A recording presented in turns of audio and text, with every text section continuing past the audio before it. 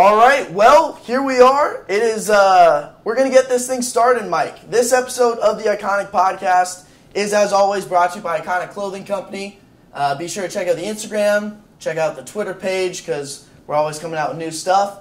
More importantly, though, joining the show today, all the way from, although he's a New Yorker, he's in California right now.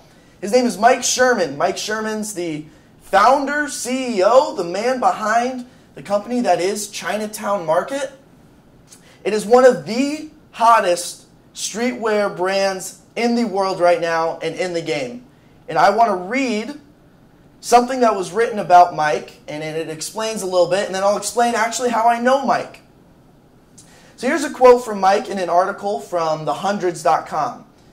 Quote, "In high school, I used to play basketball pretty seriously. I broke my hand my junior year of high school, so I started smoking weed and making t-shirts. It was a pretty funny shift in my life. I actually had a whole issue with the administration over selling and distributing on campus. That was the first moment for me where I thought, quote, this may be a thing.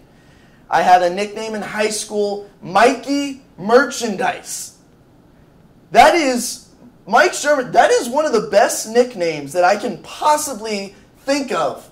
Thank you for joining the show, buddy. Yeah, man. Thank you for having me. I appreciate the time. Yeah, this is really, really cool for me. And also kind of random. Mike, you actually used to live behind me. And I remember in high school when you started your first brand, Newcastle. I remember this super vividly, okay? I'm not making this up. This is no bullshit right here. I remember the stickers that you gave to me. And you gave me 10 of them. And you said I could go put them wherever I wanted. I had it on my skateboard. I had it on the pole of my basketball hoop. I put them up at the elementary school down the street. And it's so clear from that your grind was always there. I mean, when did you, at 14, 15, 16, did you just fully commit to this? Maybe 20, 21? No, man, I think for me it was definitely just, I think a constant discovery, something that, whenever any of us are into things, whether it's you doing this podcast or, trying to dive in and continue to, explore things that you love because, it's like we have these inklings to try things, we have these inklings to, do more, et cetera. Like, I think it's that hunger that we all have to just try to get in the game. So I'd say about like 13, 14, but once I moved to California, I had a Mac computer and literally just bought that kind of printer paper that you could iron on t-shirts. And so, to me, that's kind of really where it all started, but then kind of funneled through high school and it kind of evolved into this, kind of quote-unquote career that it is, although I've never graduated college. But I think that, it's amazing to watch how anyone can take something that they are passionate about and actually just turn it into a pseudo-career. Okay, Mike, so let me ask you this, because I stand here on the novice side. I really, for the company that we're trying to run, I don't really do that much with the t-shirts. I leave that to the creative people. I'm just trying to help with sports podcasts. So explain to me, would you say you've made it? I mean, it all depends on what people concern the word made it is. I think that, obviously, if it comes to asking the question of like, have I satisfied so much of my quote-unquote dream of running a company? Sure, but there's a long way to go, and there's a lot that I, want to achieve and actually pursue in this entire thing. I'm definitely not satisfied, and I think I'm in no way or shape or form, kind of done. But I think that there's a long way to go, and I have a lot of ambition in what I want to build with this thing. So it's definitely, to me, in its infancy, and while it may seem from the outside that, it's crazy and, all these other things, I definitely on the inside am a little bit different in my thinking and how I approach everything. Yeah, it sounds about right. Now, again, from my perspective though, Mike, you've got LeBron James wearing your shit. You've got Kendrick Lamar wearing your shit. You've got Lil Wayne, Pharrell, DJ Khaled. The list literally goes on and on and on. And if you were to put those names and associate them with your company, I mean, goddamn, how else would you not have made it by now? No, I mean, you know what? I obviously in layman's terms, like definitely yes. Like I'm super happy with what's happened. Everything's great. I always have that kind of mentality that the ship is always sinking in some sort of way, so that it always kind of keeps me going and, kind of keeps the same drive every day. There's no real mental thought of like, oh yeah, this shit's going crazy, but I definitely can acknowledge, it's going well, things are good, I'm having fun. The reality is every day I get to make t-shirts and essentially have a company that sustains people working for me that can be creative as well, and essentially have a platform that they can be creative through it. What is something that people get wrong about what you do, that they completely misunderstand, or just don't have the knowledge on the area that you work in? What's something that people get wrong about what you do?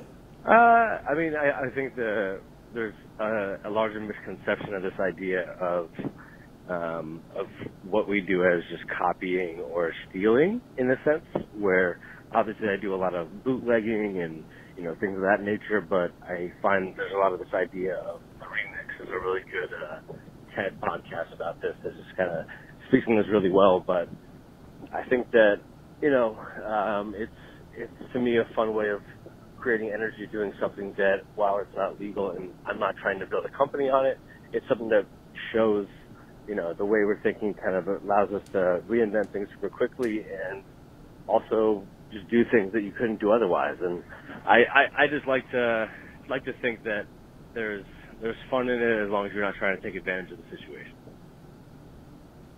Okay, so now we're going to have to, right there's a timeout, because you talked about the bootlegging, and I have seen these videos of you, Mike, with the logo gun, or that's the name I've given it. Is there anyone, and I'm gonna try and pull up a video of it, and so I can put it in this video or post it somewhere on the podcast so people can see what I'm talking about. Is there anyone else in this world that is better than you with that goddamn logo gun? I mean, you know what? We helped popularize it in a big way, while at the same time that there's people before us that used it. It's something that existed in the world, and it just was something that we kind of looked at and kind of repurposed in a special way, and so for us, it's definitely, it's fun to see how it's kind of taken over, through virality and people kind of taking it and doing their own thing with it. And it's definitely not something that I sit there and be like, oh, I created this because, this technology's been around for a very long time. But, it's definitely something that we go crazy with. There's a lot of things we can look back and laugh and kind of smile at the fact that we've created this little bit of a monster. You talk about looking back. If you could talk to 21-year-old self right now, Mike Cherman at 21 years old, because that's the age I'm at, what would you say? What is something that he was getting wrong, or in his head you envisioned differently? No, I mean, I think one part of it was always great, that I was staying hungry, that I wanted to do more, and I just continued to encourage that. But the other side for me is definitely the understanding that you don't know everything and that it's okay to ask for help. And I think that a lot of young people want to try to act like they do just for the bravado of the idea that you can convince people that you know what you're doing. But, I think there's a big difference between knowing what you're doing and having no idea what you're doing. So, something for me that I learned a lot is just asking for help and understanding when to bring people in and around you to empower your situation. All right, my last kind of not serious question, but relatively work-related. What's a pet peeve of yours about the streetwear game? Something that bothers you, that people are doing wrong right now, that are trying to make it, or maybe some of your competitors? What's something that you wouldn't want your company to represent or do or make a habit of? I just feel like there's a lot of, people out there just profiting off of whether it's like Insta fame or, any of those things, but just not really approaching the business properly. And I think that people need to remember that, if you want to be a creative, there's also a thing called being a business person. And if you want to run your own business, you might as well take it seriously and try to do as much of the thing as you can before you go and try to just go hand it off to someone else to go handle it. Because I watch a lot of people, find companies that will do all the services for them. One day you could have this podcast blow up and you'll find a company who can do it all for you.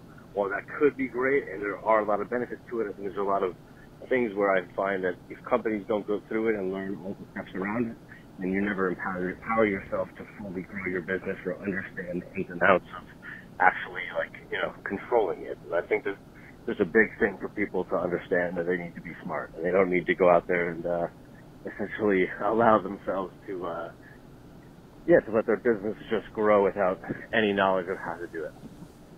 So from what you're saying right there, when you introduce yourself to people, do you say, "Oh, I'm an entrepreneur"? Is that how you would kind of like classify yourself? I guess. I don't know. I mean, there's 3 or 4 different projects I'm working on currently. It's something that I just enjoy, to be able to start a company, design stuff, create product, consult on creating product, etc. It's definitely something that's constantly a proponent of my lifestyle. So yeah, I guess in a sense, but the reality for me is that I'm just really focused on designing and creating brands. So I don't know. The title is definitely as important as the fun in the work.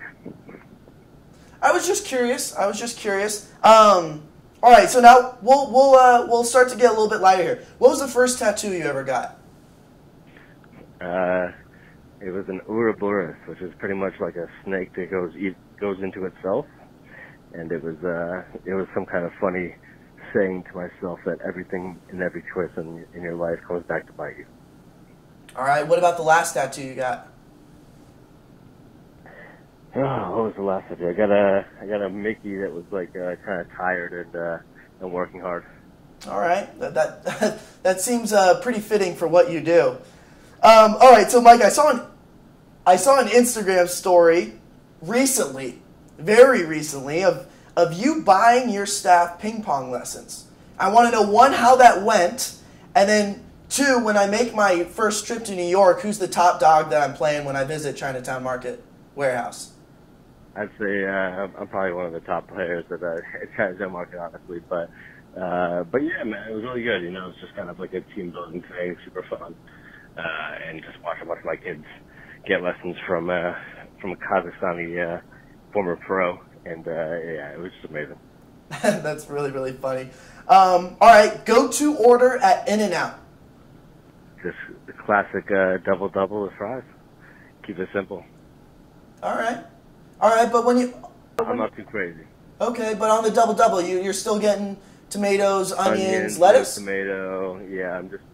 Now we're talking. That's what I was looking for right there. That's what I was looking for. I mean, you post about it every time you end up going home. I had to ask the question. Oh, yeah, of course. All right. I remember growing up, and I mean, I had an older brother, but he didn't live with us. You and Dave, your younger brother, for the people listening, but you and Dave were the first people I knew that were playing Call of Duty. And I remember you guys playing Call of Duty 2 and 3, like way before even the Modern Warfare stuff really got popular. What are you still playing now? Any time for video games at all? Man, I definitely don't have video games as much as I'd love to. It's definitely at this point in life where it's all work, no play, as much as I'd love to. So I'm all right. The thing for me is usually trying to disconnect at the end of the day and try to have something that does not take much mental, actual effort. Okay, so from what I see, at least, it looks like some of that like mental relaxation that you do does involve basketball. Because I saw, you post, you got the hoop up at the warehouse. I've seen some pretty competitive games of pig and horse. So I want to know yeah. How much are you playing basketball? Are you getting shots up every day? And then I also want to know your go. It's just shooting, yeah. Okay. Go ahead, sorry. Okay. No. And then the other thing I want to know is, what is your go-to elimination? You got HORS on this person. You need to get that. What's the shot you're going with? It's just got to be like a really far 3. Something stupid. Like something stupid that you have to like fucking laser beam because like our ceilings are off and they're super loud. All right, fair enough. All right, and then here, Mike, last question. I really appreciate you coming on, brother. This has been very, very cool. And I'm trying to learn because not that there's some similarities and there's some differences between what we're trying to do, but I'm just trying to learn a little bit from this conversation. What's a country, and I see you visiting and traveling so much, it's really fucking badass, honestly. What's a country that has really supported what Chinatown Market's trying to do? I mean, it's just a lot of countries overseas, I mean, across the board, but whether it's Europe, like places like Paris, or if it's places like Hong Kong, Japan, etc., they're all super open to it and, really receptive to what the brand's doing, and, overall it's been really good. I think that, to me, traveling is the most important thing in general and for anything. I think people need to travel to understand what the world is really like, and to understand that America really isn't the only thing happening in the world. I think there's a lot of misconceptions to how other countries run and what it's really like. So definitely my little 2 cents. Very cool. Mike, thank you so much, man, for the time. This has been really, really cool. I love what you're doing. Your shit is rocking right now. For people listening, I'm just going to send you to his Instagram page, and you can go from there because it's easy to figure out. The website's up. Get a ton of sick gear. He just the collab with Crocs, was that this week? No, that was last month, but really successful, fun project. I think things like that are really what it's all about. Doing stuff people would never expect. That's fucking sick. All right, Mike. Thank you for the time, brother. I really appreciate it. Keep enjoying the walk with the dog, and enjoy California for me. All right, brother. I'm going to talk to you soon. Thank you so much again. Yeah, sounds good. Peace. Mike Cherman. Oh, my God. What a fun conversation that was. Mike lived behind my house growing up. He was 10 years older than me. Maybe I'm off on that. But now to see him blowing up and killing it. I'm not even kidding. He's killing the streetwear game. I said LeBron, Lil Wayne, Kendrick Lamar on SNL, all wearing his stuff. He was trying to be humble and modest and talk about, I'm staying hungry. This guy's done it. And he's done it in style. So, super fun to have him on. Thank you, Mike. I appreciate it. Hopefully this comes out high quality because he deserves it.